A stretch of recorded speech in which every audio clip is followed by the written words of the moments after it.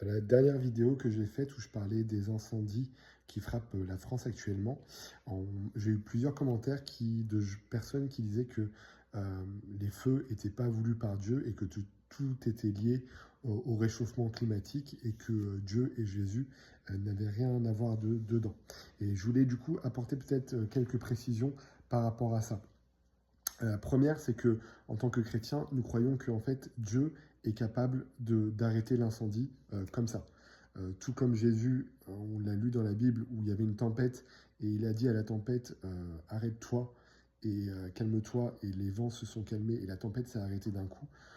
En tant que chrétien, on croit que Dieu est capable d'arrêter un incendie s'il le désire. Et donc, si l'incendie continue, c'est que Dieu le permet.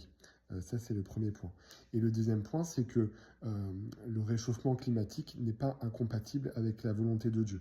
En fait, dans Matthieu 24 et dans l'Ancien Testament et dans les Doctrines et Alliances et dans beaucoup de livres sacrés, en fait, Jésus avait déjà dit que avant sa seconde venue, avant son retour, il y aurait des tremblements de terre, des tsunamis, en fait, il y aurait un dérèglement avec des catastrophes naturelles et que ça faisait partie des signes de sa seconde venue, avec d'autres signes, hein, avec les guerres, avec l'instabilité politique, avec l'égoïsme et le cœur des gens qui diminuent.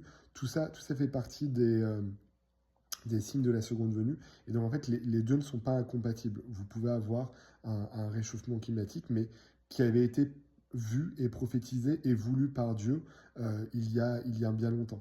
Et c'est pas parce qu'en fait, on met des mots différents sur une même chose que la chose change forcément. C'est-à-dire que c'est pas parce que les incendies ou les catastrophes naturelles que Dieu avait prédit il y a des centaines de milliers d'années maintenant.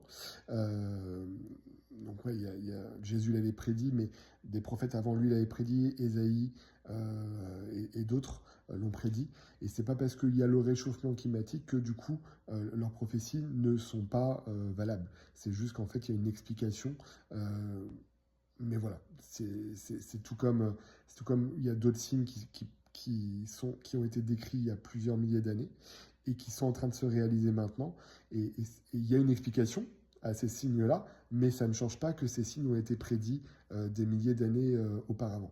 Donc d'ailleurs, n'hésitez pas à me mettre dans les commentaires si vous vouliez que je fasse une vidéo peut-être un peu plus complète sur les signes de la seconde venue, donc des signes